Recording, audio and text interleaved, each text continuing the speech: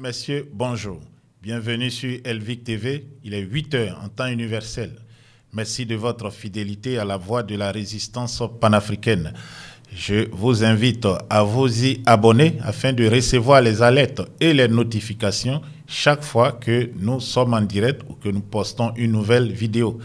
Et n'oubliez surtout pas de cliquer sur la petite clochette de notification afin de recevoir ces alertes de façon instantanée dès que nous commençons en direct.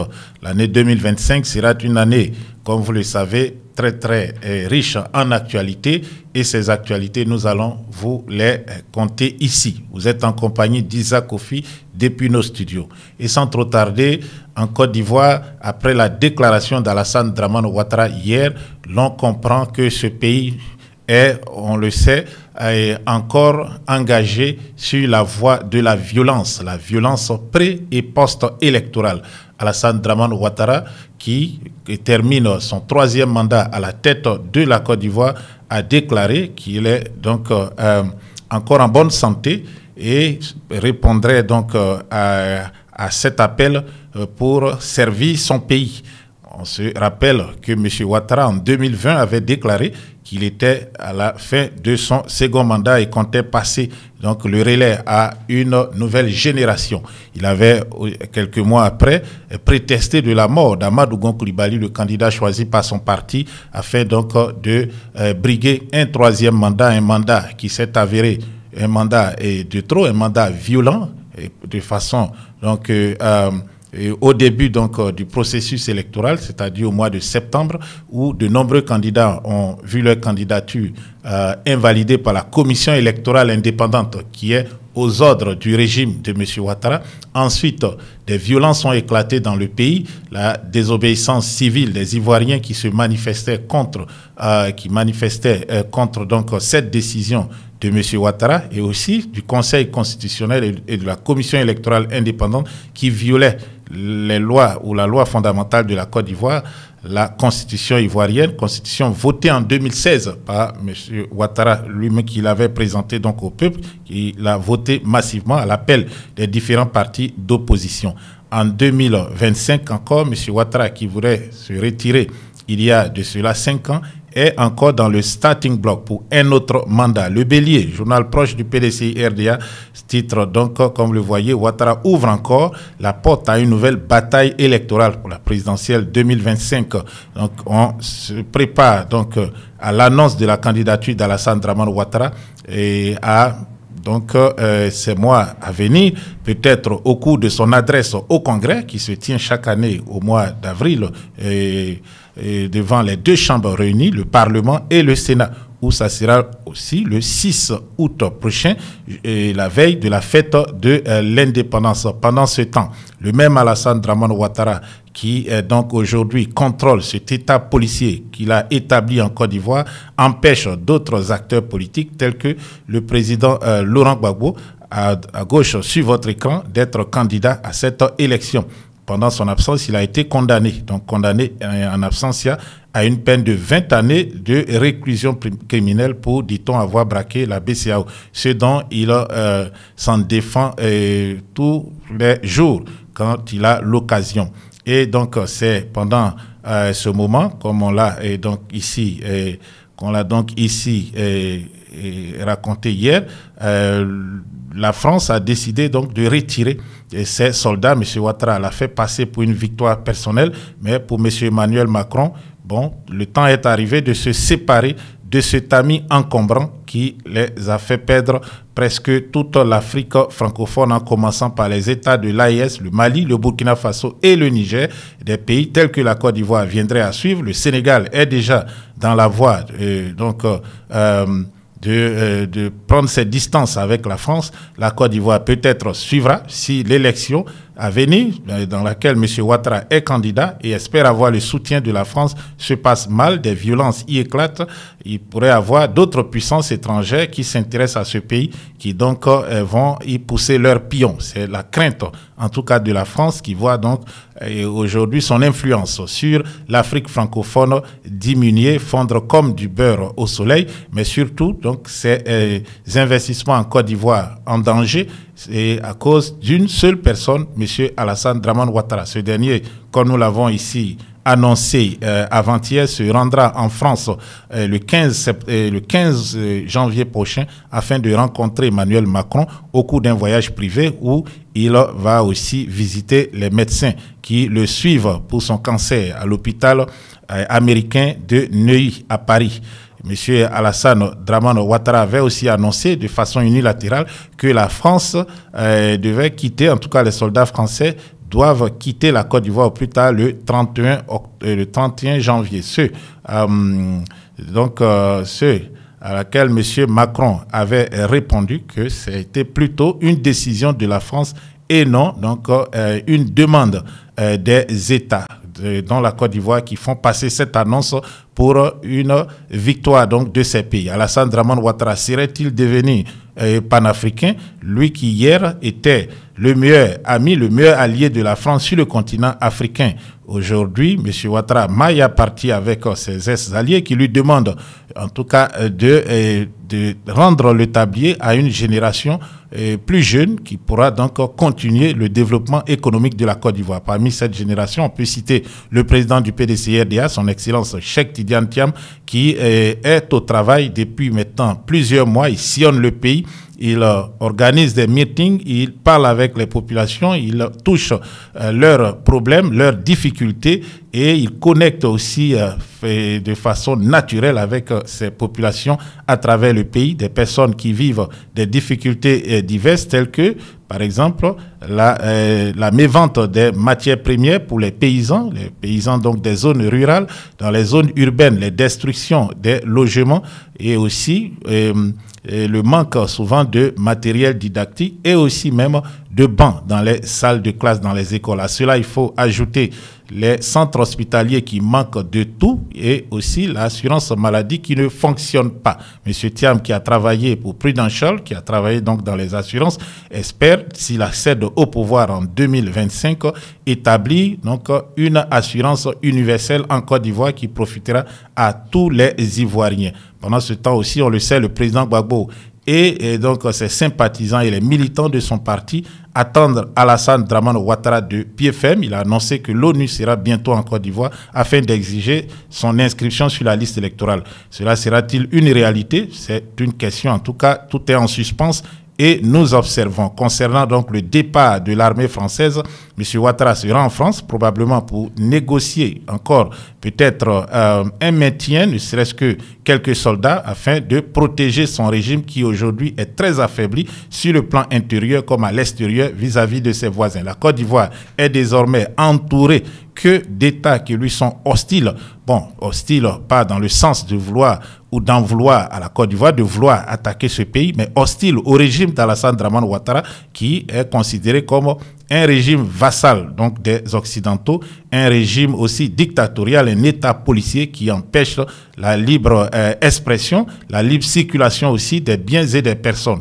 Ainsi, le Ghana, après son élection, donc, a basculé dans le camp des panafricains. Le président du Ghana que nous voyons ici, le président élu du Ghana, a rencontré le capitaine Ibrahim Traoré qui a maille à partie avec Alassane Dramane Ouattara, et aussi le Ghana vient de rompre aussi ses relations diplomatiques avec le Sahara occidental, le Front Polisario que le Ghana reconnaissait durant donc plusieurs décennies. Aujourd'hui est persona non grata à Accra.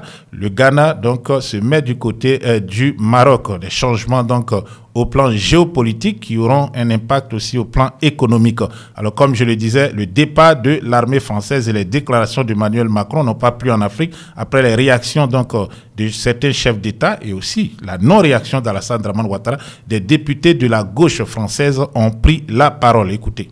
Vous regardez un président de la République qui dit que les chefs d'État africains ont oublié de dire merci à la France et qu'aucun État africain ne serait souverain s'il n'y avait pas eu la France. Je crois que en plus d'être quelqu'un qui ne respecte pas la démocratie, c'est quelqu'un qui nous fait honte à l'international et nous avons hâte qu'il parte. Merci. Vous regardez un président... avez donc écouté Mathilde Panot, qui est membre député de la Nation pour le compte de la France Insoumise, membre donc de ce parti qui fustigeait le discours d'Emmanuel Macron face adressé aux États africains et les réactions se sont multipliées sur les réseaux sociaux, y compris aussi des réactions officielles, des voix officielles telles que le président du Tchad et le premier ministre du Sénégal, Ousmane Sonko. Voilà, autre actualité de ce jour, nous vous informons, conférence de presse donc dans quelques jours, le jeudi 16 janvier prochain, à partir de 11h, du ministre-gouverneur Cissé Ibrahima Bakongo, à cœur ouvert, d'après lui, face à la presse, 365 jours après, quel bilan et quelle perspective pour le district autonome d'Abidjan? Cissé Ibrahima Bakongo est celui donc qui a plongé une très grande partie des Ivoiriens dans une pauvreté donc totale. Cissé Ibrahima Bakongo est celui donc qui a participé à la destruction des maisons donc des populations. Les Ivoiriens aujourd'hui et certains enfants n'arrivent donc pas à aller. Et cette vérité sur votre gestion. Voilà, veuillez nous excuser donc pour cela. On va donc voir ces images de Cissé Ibrahima Bakongo, ou du moins des méfaits de Cissé Ibrahima Bakongo à Abidjan. Voilà, pendant que donc nous nous exprimons. Voilà, Cissé Ibrahima Bakongo. Vous sera rappelé aussi souvent que possible. Voilà, Cissé Ibrahima Bakongo, ci-devant ministre gouverneur du district d'Abidjan, est donc une des personnes qui a contribué donc à la paupérisation, mais surtout à rendre beaucoup d'Ivoiriens précaires, à les envoyer vers la précarité. Voilà, donc les Ivoiriens attendent cette conférence de presse afin de savoir exactement ce qu'il dira et quels sont ses plans pour 2025. Vont-ils continuer à détruire les habitations? Vont-ils continuer à exproprier des terrains? Vont-ils continuer aussi à casser les commerces des personnes qui exercent des activités dans l'informel et augmentant ainsi le taux de pauvreté en Côte d'Ivoire? Bon, ce sont des questions que nous nous posons et les réponses ne tarderont pas. Le président Cheikh Tidiane Thiam, qui aspire à diriger la Côte d'Ivoire dès cette année 2025, avait à Paris adressé ces questions de pauvreté, de paupérisation. On l'écoute. Or, pour moi, c'est aussi une déclaration controversielle, mais je la maintiens. La richesse, elle est créée par la société ivoirienne, par les travailleurs, par les paysans qui font du cacao, par les transporteurs, par les gens sur les marchés. Le rôle de l'État, c'est de prendre cette richesse et de la traduire en développement humain pour ceux qui la produisent. Donc la note de l'État, s'il y a une note sur 20, c'est l'IDH, c'est pas la croissance. Et donc, si on prend cette métrique-là, on a une mauvaise note. On a une mauvaise note. Et Lorraine, tu ferais quoi si tu gagnais 1 million d'euros? Profiter d'être riche, déjà. Le bonheur. C'est pas toi qui disais, l'argent fait pas le bonheur? Oui, mais... De ce qu'on a vu en cours, le niveau de vie ou le revenu par habitant peut indiquer le bonheur d'une population. Tu parles de l'IDH, là? Indice de développement humain, ouais. Mais sur quels critères? C'est hyper subjectif. Alors, sur ton niveau de vie... Et le niveau d'éducation? Toujours mieux de savoir lire pour ton développement perso et celui de ton pays. Tu vois la diff? Hey. Ah ouais? Explique du coup. Pas faux du tout. Éducation et revenus par habitant sont de bons indicateurs. En fait, la notion du niveau de développement d'un pays est une donnée importante à l'échelle mondiale. Avant, on ne considérait que le produit intérieur brut par habitant, le fameux PIB. Mais depuis 1990, les Nations Unies ont ajouté 2 autres indicateurs de bien-être dans l'indice. L'espérance de vie à la naissance, qui donne une idée du niveau sanitaire du pays, mais aussi la durée de scolarisation qui évalue le niveau d'éducation. Ok pour l'éducation, mais le bien-être, il est où dans tout ça? Derrière des chiffres. Bonne question Virgile. Ces données restent plus qualitatives que le PIB par habitant. En intégrant l'espérance de vie et le niveau d'éducation, cet indice de développement élargit le concept de bien-être à des considérations plus sociétales et intègre la notion de qualité de vie. Et chaque pays a sa petite note. C'est ça. Et la France est même pas dans le top 20. Oui, pour chaque pays, les Nations Unies attribuent une note de l'IDH qui varie entre 0 et 1 et qui change tous les ans. Par exemple, l'IDH de la France en 2019 s'élevait à 0,901. Donc elle se hisse d'office dans la catégorie développement humain très élevé.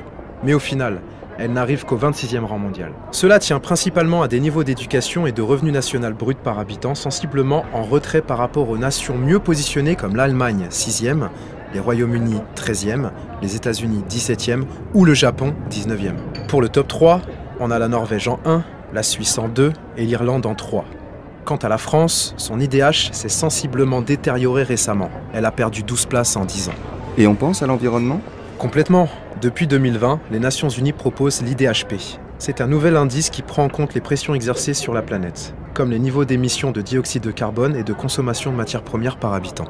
En France, de nouveaux indicateurs de richesse sont introduits pour affiner l'IDH en vigueur et intégrer des critères de développement durable. Ces nouveaux indicateurs, au nombre de 10, incluent notamment le taux de pauvreté, le niveau de satisfaction de vie, le taux d'emploi des 15-64 ans, les inégalités de revenus ou encore les émissions de gaz à effet de serre.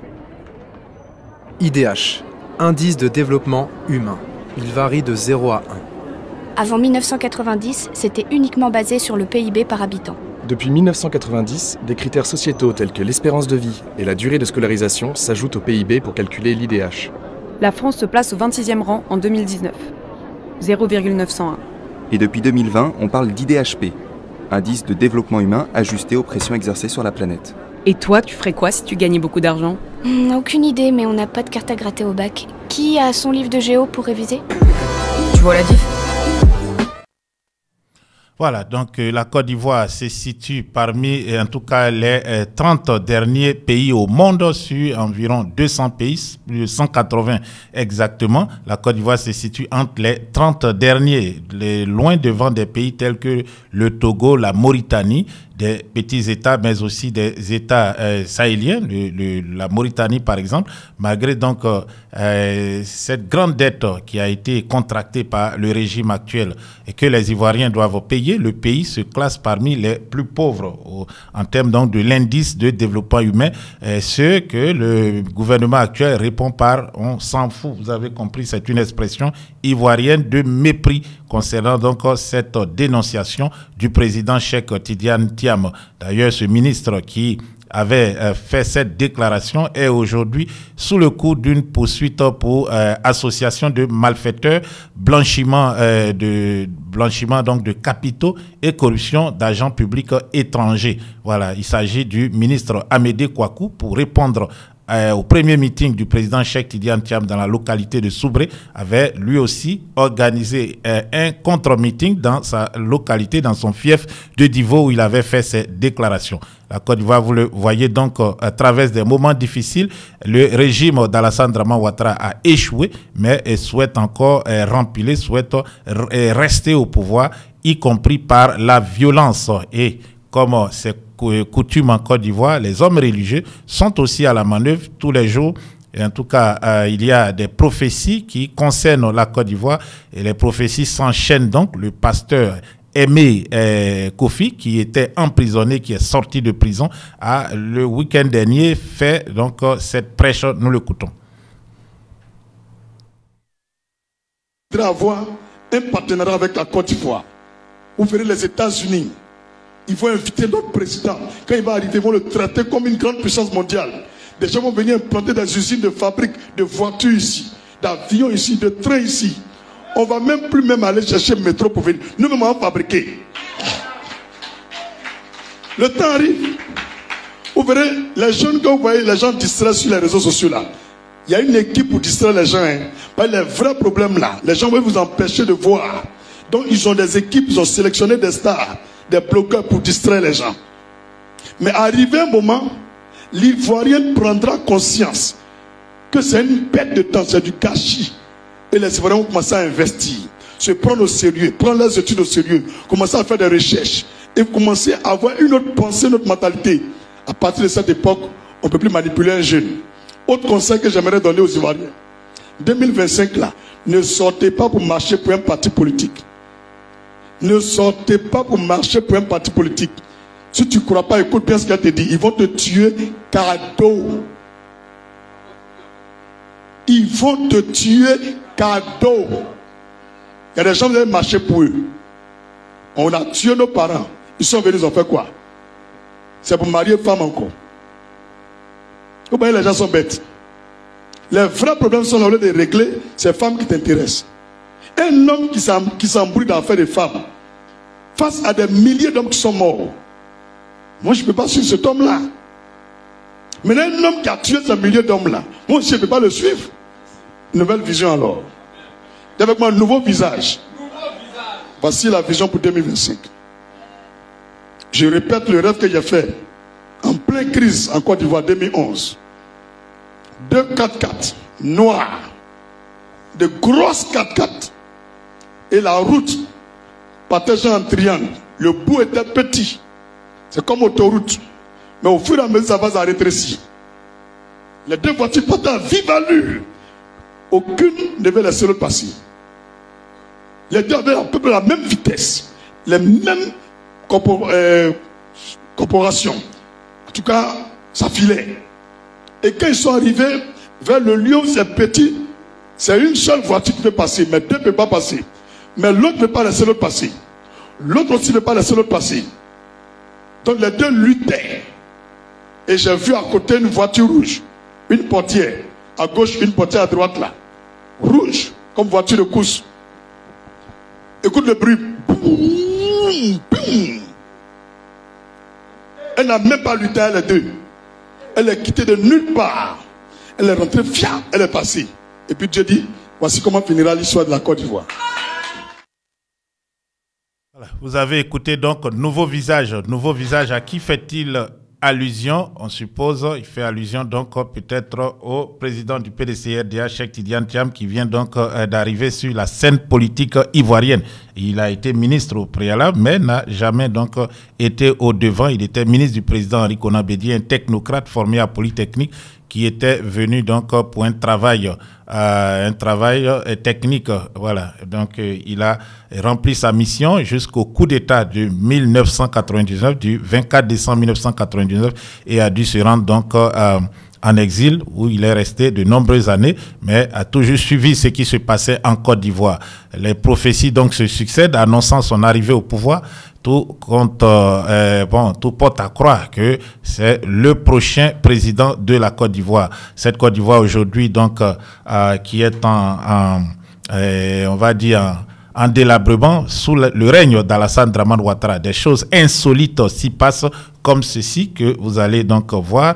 Le nouvel ambassadeur, le nouveau consul honoraire de Côte d'Ivoire au Togo, Elias Khalil Bardouin, voilà, est d'origine libanaise. Donc il n'y a aucun Togolais ou aucun donc Ivoirien. Je répète qu'il s'agit d'un poste de consul honoraire. Néanmoins, dans le pays dans lequel on va donc avoir cette représentation, on choisit des personnes de moralité, voilà, très au-dessus donc de la moyenne.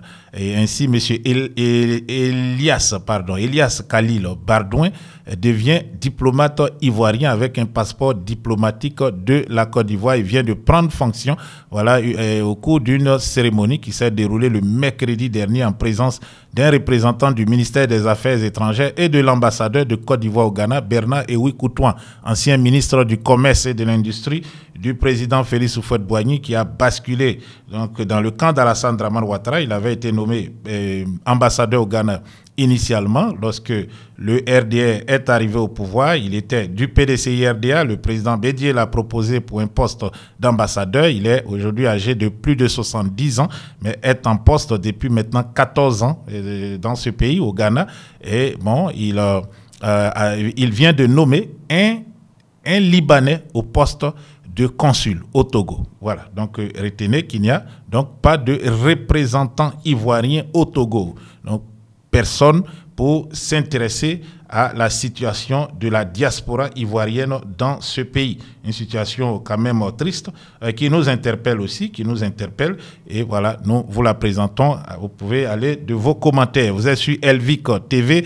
Autre actualité de ce jour, c'est la situation au Tchad, ce pays aussi de l'Afrique francophone, qui est donc en ébullition depuis l'annonce par le président de la rupture des accords de défense qui liaient ce pays depuis 1976 à la France, l'ex-puissance coloniale, après donc la déclaration du président Déby, et pendant que ce dernier recevait l'ambassadeur ou du moins le ministre chinois des Affaires étrangères, il y a eu une attaque contre le palais présidentiel.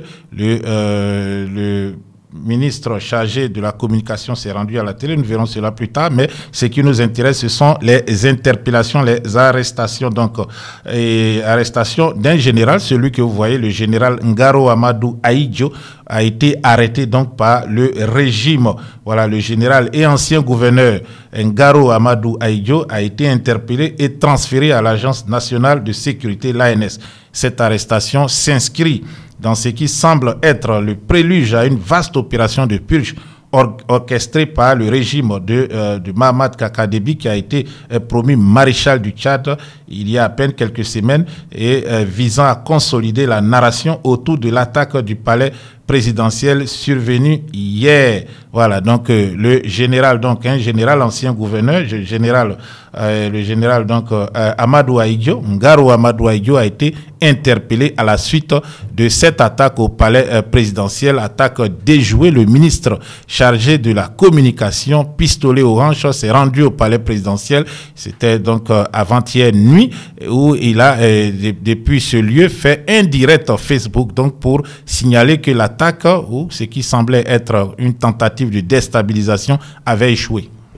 Je suis actuellement à la présidence de la République où la situation est totalement maîtrisée. Il n'y a aucune crainte, il n'y a rien de grave et nous ne pouvons rien vous dire pour l'instant, mais la situation est totalement sous contrôle. Nous attendons la venue du procureur de la République pour vous montrer la réalité de ce qui s'est passé. Mais d'ores et déjà, je voudrais rassurer l'ensemble des Tchadiens que la situation est sous contrôle. C'est un petit incident qui s'est passé et je reviendrai longuement tout au long de la soirée pour vous dire ce qui s'est passé. Je suis actuellement à la présidence de la République. Comme vous voyez, il n'y a absolument rien. Tout est calme. Je veux que vous soyez rassurés. On est là et nous défendrons notre pays au prix de notre sang. Soyez calmes, il n'y a rien, il n'y a absolument rien. Nous sommes tous mobilisés, les forces de défense et de sécurité sont mobilisées et tout a été éradiqué, toute cette tentative de déstabilisation a été éradiquée. Soyez à l'écoute, restez fermes et je reviendrai pour vous donner plus de détails. Vas-y, en arabe. Je suis entouré des militaires dans un calme total. Et nous avons préféré faire un direct pour vous dire que nous sommes mobilisés pour défendre la patrie et pour défendre notre président. Inch'Allah, nous allons anéantir tous ces rigolos qui pensent remettre en cause l'intégrité de notre. Voilà, donc le ministre tchadien de la communication, porte-parole aussi du gouvernement donc tchadien, voilà, le porte-parole du gouvernement tchadien, Abderrahmane Koulamala, voilà, qui a pris la parole donc au palais présidentiel et pendant voilà, juste les ratissages se poursuivaient. Après donc cette attaque, comme vous êtes en train de le voir, cette attaque intervenait au moment même où le président du Tchad recevait le ministre chinois des Affaires étrangères, M. Wang, en tournée en Afrique. Il a rencontré le maréchal Kaka Déby pour parler de coopération entre les deux pays. On sait la France est en train de quitter le pays sur le plan militaire, mais peut-être aussi sur le plan économique et aussi voilà, sur le plan de l'extraction des ressources minières, du pétrole, etc., dont rigorge le Tchad. Donc le maréchal Kaka Déby recevait donc le diplomate tchadien lorsque les coups de feu ont retenti dehors. Et donc c'est à la suite de cela que le ministre de la communication s'est rendu au palais présidentiel où il a fait un direct Facebook. À la suite de ce direct, le ministre s'est rendu dans les locaux de la télévision nationale pour éclairer encore plus l'opinion publique nationale et internationale.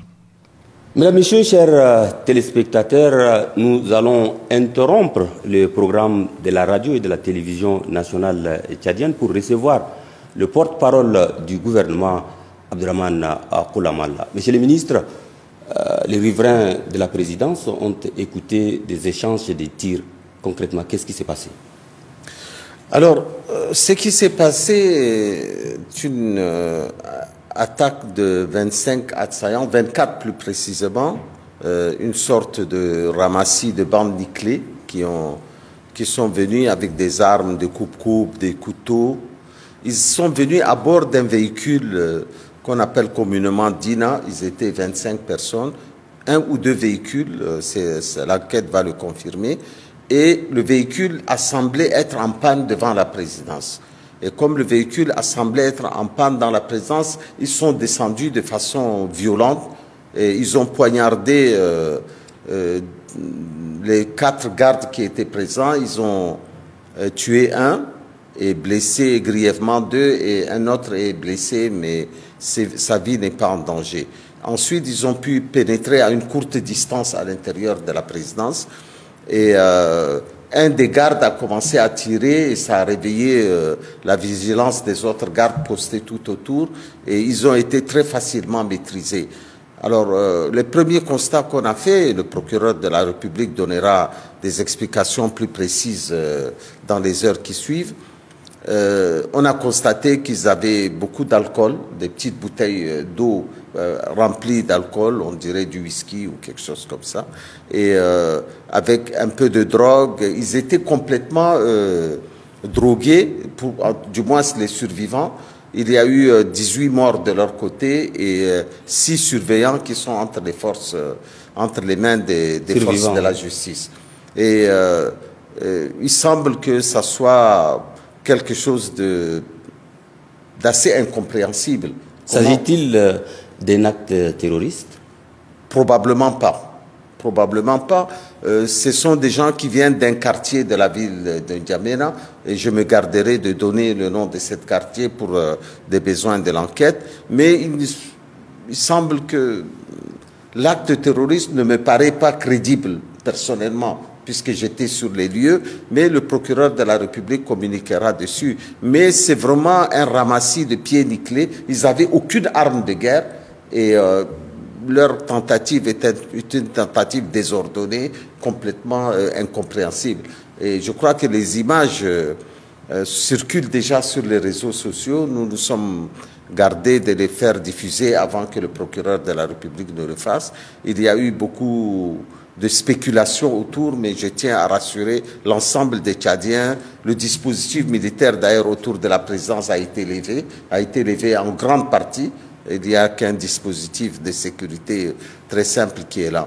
Nous avons de notre côté perdu une personne, 2 personnes grièvement blessées qui sont à l'hôpital.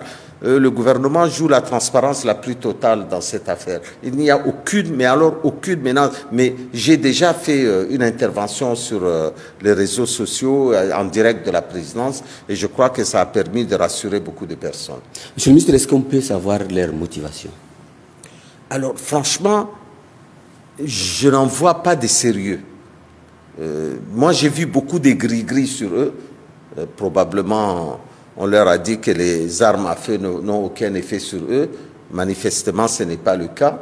Et franchement, je ne m'hasarderai pas à donner une opinion puisque ça relève de la procédure judiciaire et je me garderai. Je vais simplement jouer mon rôle de porte-parole du gouvernement qui consiste à être transparent avec mes concitoyens.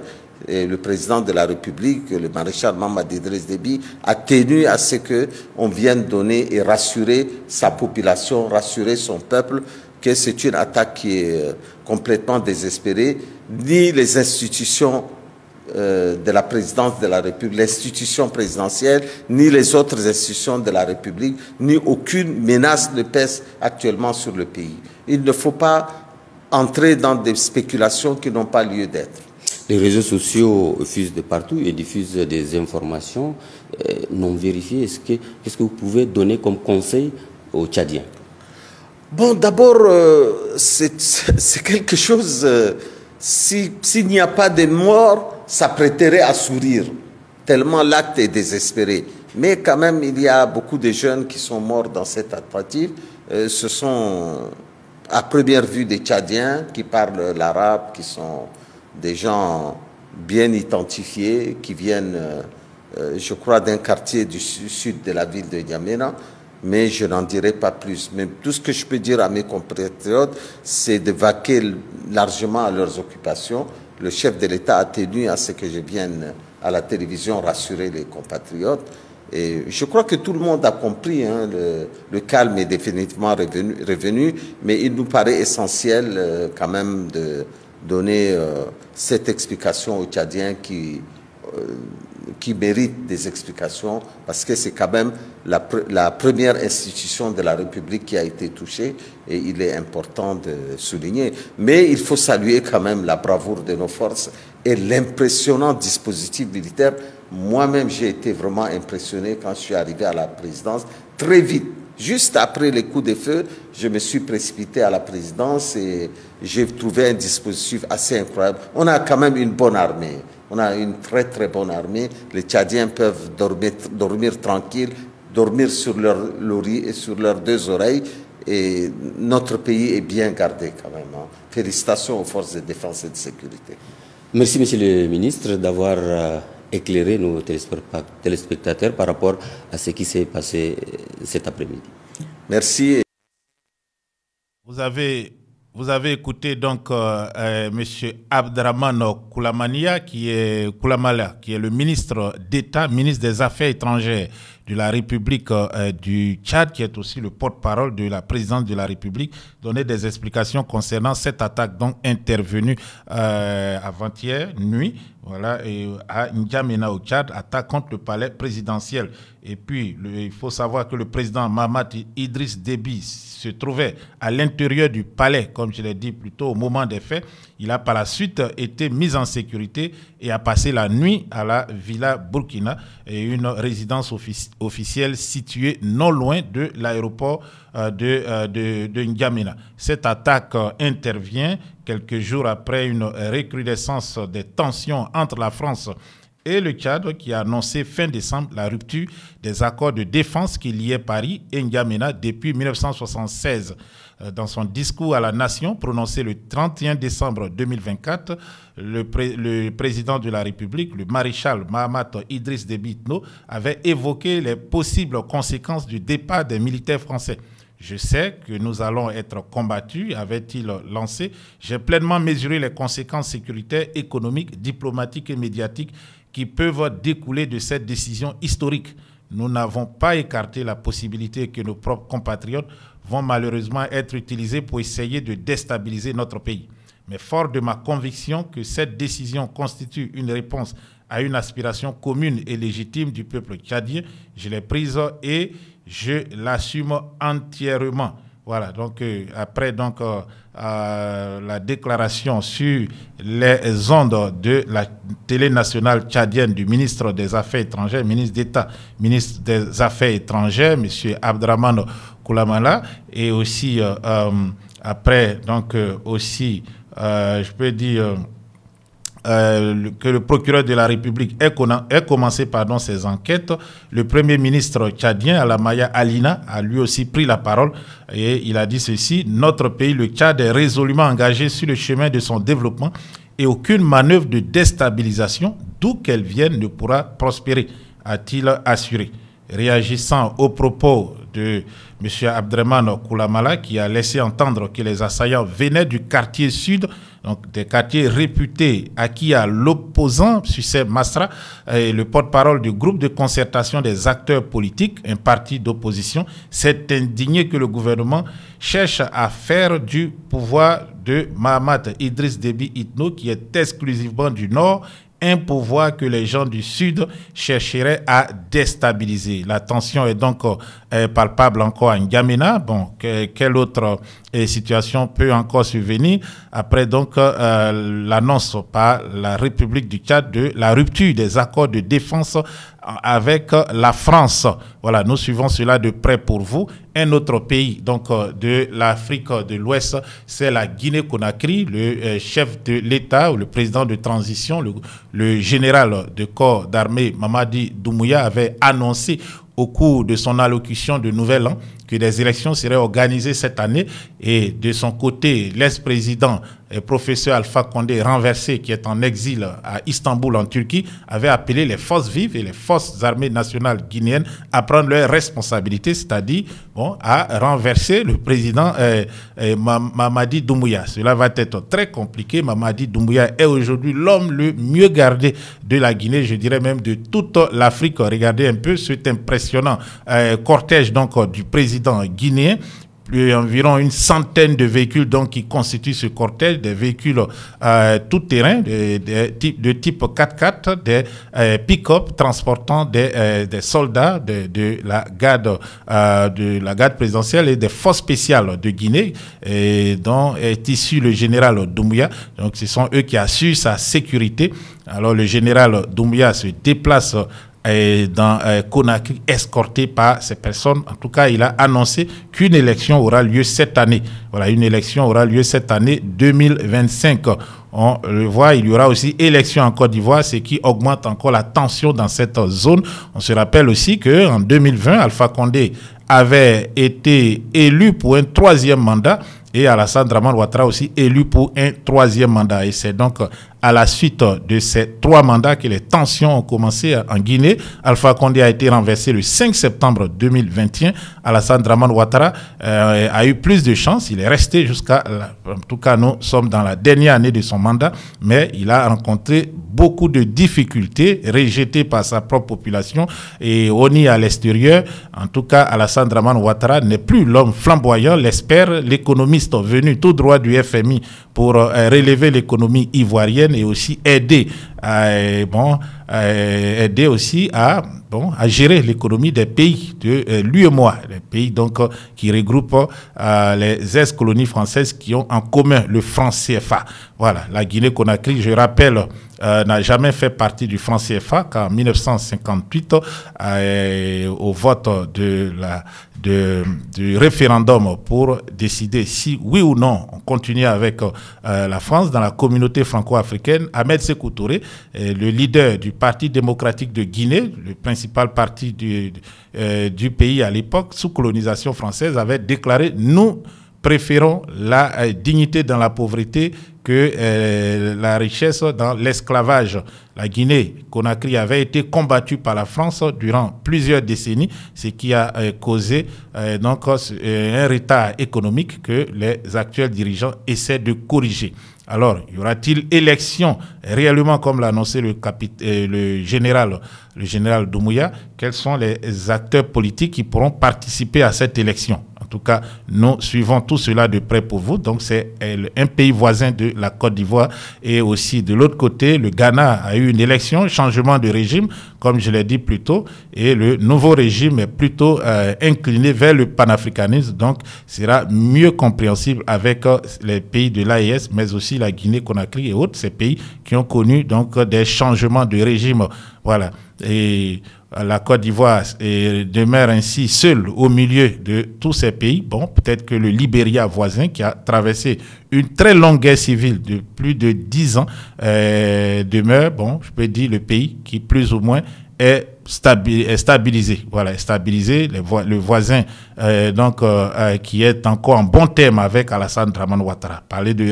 Parlant donc de relations stabilisées. Voilà, pas stabilisées, mais de relations stabilisées avec la Côte d'Ivoire.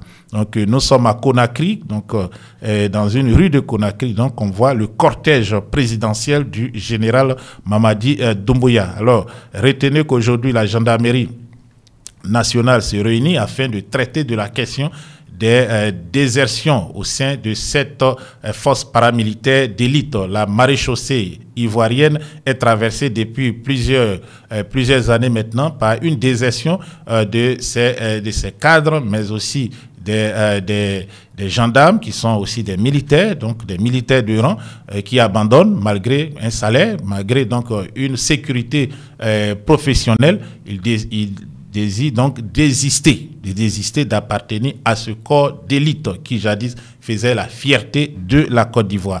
Voilà, sous par exemple le commandement du général, le le général qui est mort il n'y a pas assez longtemps, le nom est un peu parti, voilà. Bon, je crois que vous savez un peu de le général Ouassena, voilà, Ouassena Koné, qui fut le premier commandant supérieur de la gendarmerie nationale de Côte d'Ivoire, et il a donné en tout cas ses lettres de noblesse à cette unité donc des forces de défense et de sécurité de Côte d'Ivoire. Aujourd'hui, la gendarmerie n'est que l'ombre d'elle-même. La gendarmerie est méconnaissable tant elle est empêtrée jusqu'au cou dans des activités illicites de narcotrafic, de raquettes, de même que aussi, on peut le dire, d'un manque de professionnalisme, manque aussi je dirais, d'ardeur dans la protection des biens et des personnes sur le territoire national. Ils font aussi face à une recrudescence de la violence à leur égard.